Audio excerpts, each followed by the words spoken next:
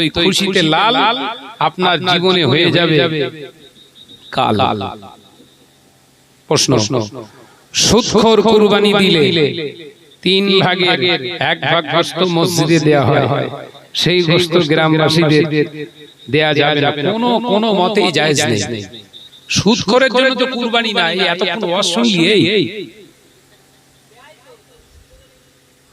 সুদখোর যদি তোরা জানতে পারিস সে সুদ খায়, সুদের কারবার করে, মসজিদের কর্তৃপক্ষকে ইমিডিয়েটলি অ্যাকশন নিতে হবে।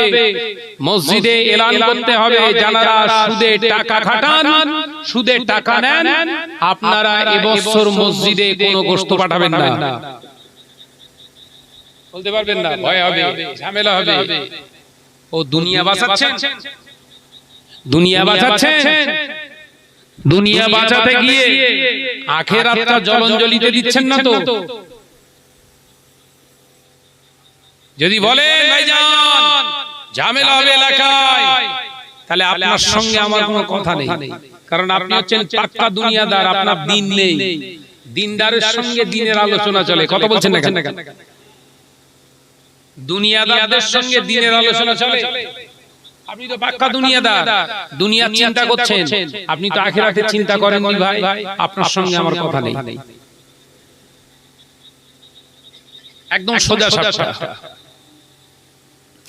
ভাইরা, আমার নওজওয়ানেরা, যুবকেরা, ছেলেরা, বাচ্চারা, পর্দানশীনা মা ও বোনেরা, আল্লাহ নবী হযরত ইব্রাহিম আলাইহিস সালাম আল্লাহর একজন মাহবুব নবী ছিলেন, আল্লাহর প্রিয় নবী ছিলেন, আল্লাহর অত্যন্ত কাছের নবী ছিলেন। হযরত ইব্রাহিম খলিলুল্লাহ যাকে বলা হয়, খলিল শব্দের অর্থ হলো বন্ধু, অতি প্রিয়। ও নওজওয়ানেরা, মুমিয়ানগণেরা, আল্লাহ পাক আল্লাহ তাআলা বৃদ্ধ বয়সে হযরত ইব্রাহিম আলাইহিস সালামকে একটি সন্তান দিলেন। 83 বছর বয়সে বাবাজি আমার সন্তান লাভ করলেন, শখ করে নাম রাখলেন ইসমাঈল। ও নওজওয়ানেরা, মুরব্বিয়ানগণেরা, আল্লাহ নবী হযরত ইসমাঈল আলাইহিস সালাতু ওয়াস সালামকে আল্লাহ নবী পেয়ে হযরত ইব্রাহিম আলাইহিস সালাম খুশিতে বাগে বাগ হয়ে গেলেন। আল্লাহ শুকর আদায় করলেন। আল্লাহ পাক হুকুম করলেন, ও আমার নবী, ছেলে তোমার পুত্র সহ তোমার বিবি হাজেরাকে নির্বাসনে পাঠাও, যাও আমার ঘর কাবা বাইতুল্লাহ শরীফের এলাকায় রেখে দিয়েছো। আমি আল্লাহ পাক আমার মহব্বতটা তোমার বিবি বাচ্চার থেকেও বেশি করার দরকার। আল্লাহ নবী কোনো কথা বললেন না।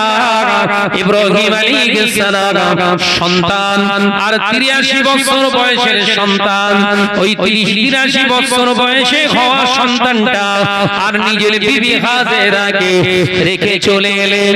ও নওজওয়ানেরা, যুবকেরা, ছেলেরা, বাচ্চারা, পর্দানশীনা মা ও বোনেরা, আল্লাহ নবী নীরবে রেখে চলে এলেন।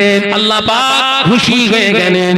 আল্লাহ পাকের নবী হযরত ইব্রাহিম আলাইহিস সালাম আল্লাহর ইবাদত বندگی করতে লাগলেন। 1 বছর, 2 বছর, 3 বছর, 4 বছর, একটানা 6 বছর অতিবাহিত হয়ে গেল। মাঝে মাঝে বিবির সঙ্গে সাক্ষাতে আসে, আবার চলে যায়। ও নওজওয়ানেরা, যুবকেরা, ছেলেরা, বাচ্চারা, আল্লাহ পাক হযরত ইব্রাহিম আলাইহিস সালামকে আবার হুকুম করলেন, ও আমার খলিল, আমি আল্লাহ চাই তোমার অত্যন্ত কাছের মহব্বতের জিনিসটা আমার রাস্তায় তুমি কুরবানি করো। একবার জোরে হবে না সুবহানাল্লাহ। দীর্ঘ 6 বছর পেরিয়ে গেছে, তারপরে আল্লাহ জানাচ্ছে তোমার অত্যন্ত মহব্বতের জিনিস আমার রাস্তায় দাও।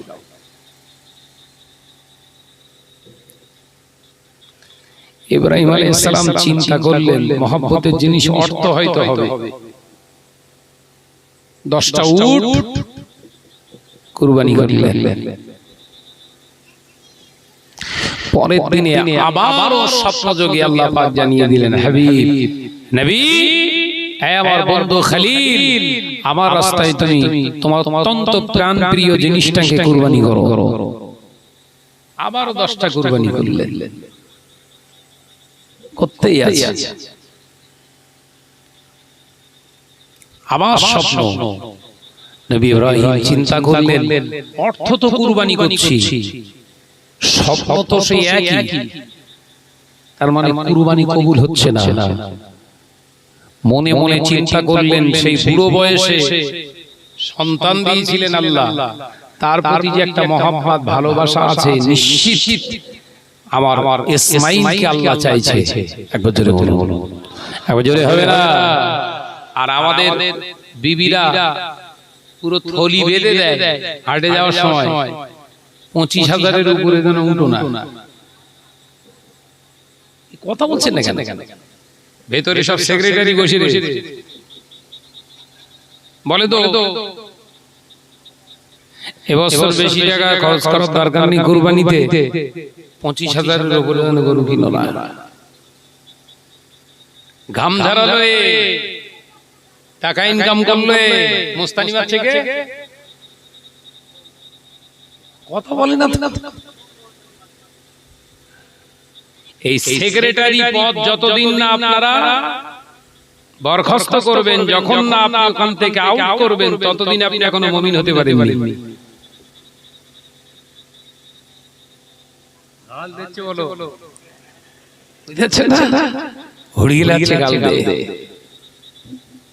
উঠি বললো হসপিটালে ভর্তি, তো আবার এলো কি করে? ও তো মরিয়ে যাওয়ার দরকার ছিল।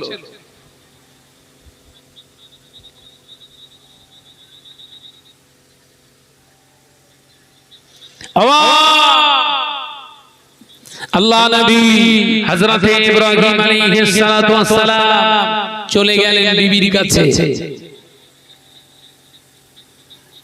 সালাম দিলেন।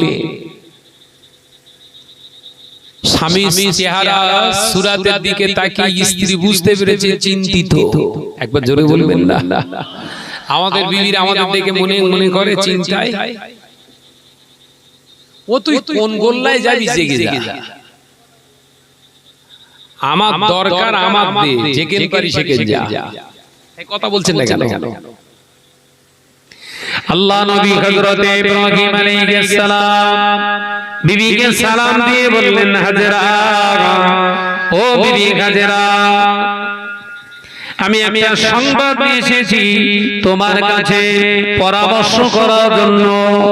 ও বিবি হাজেরা, আল্লাহ কুরবানি দিতে বললেন, আমি দিলাম, দিতে দিতে দিতে দিতে বহু কুরবানি আমি করলাম।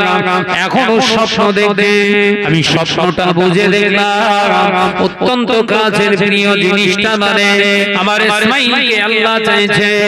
ও বিবি হাজেরা, আমি স্বামী যেন আমার সন্তানকে কুরবানি দিতে আমার মনে স্থির করেছি।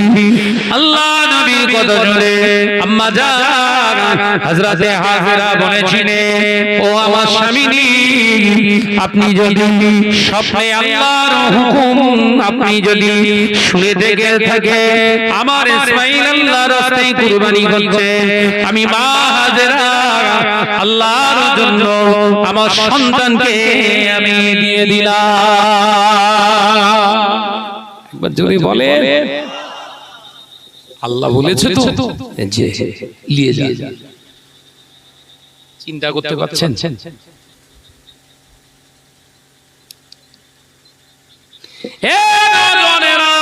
সন্তানকে আলেম বানাবে, সন্তানকে ভালো আলেম বানাবে, সন্তানকে হাফেজ বানাবে।